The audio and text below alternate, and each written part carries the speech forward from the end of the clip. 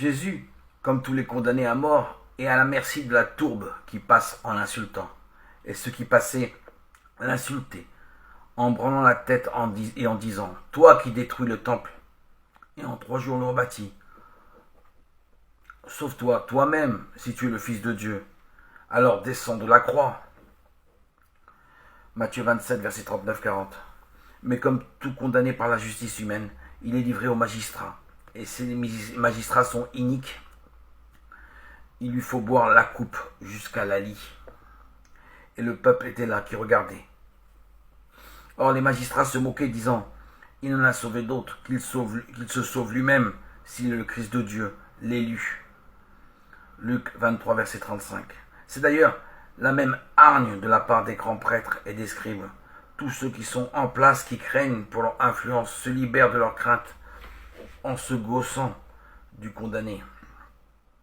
De même, les grands prêtres aussi disaient en se moquant avec les scribes et les anciens: Il ne peut se sauver lui-même. Il est le roi d'Israël, qui descend maintenant de la croix, et nous croirons en lui, car il a dit: Je suis le Fils de Dieu.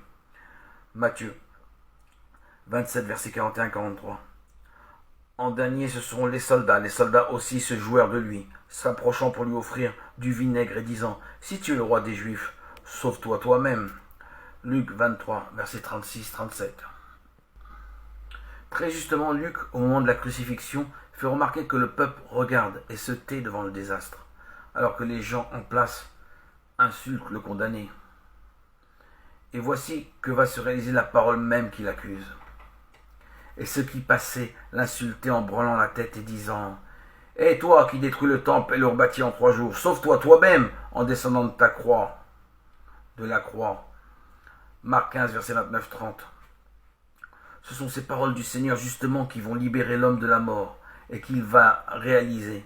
Elles furent prononcées au début de son ministère. Il vient de chasser les vendeurs du temple et furieux, les grands prêtres lui demandèrent des comptes. Quel miracle nous montres-tu pour agir de la sorte? Jésus leur répondit et leur dit: Détruisez ce temple et en 3 jours je le relèverai. Les Juifs lui dirent: On a mis 46 ans pour bâtir ce temple et toi en 3 jours tu le relèveras? Mais lui parlait du temple de son corps. Lors donc qu'il fut relevé d'entre les morts, ses disciples se souvinrent de cette prédiction. Jean 2, verset 18-21. Et voilà que dans 3 jours, le temple de son corps sera rendu à la vie.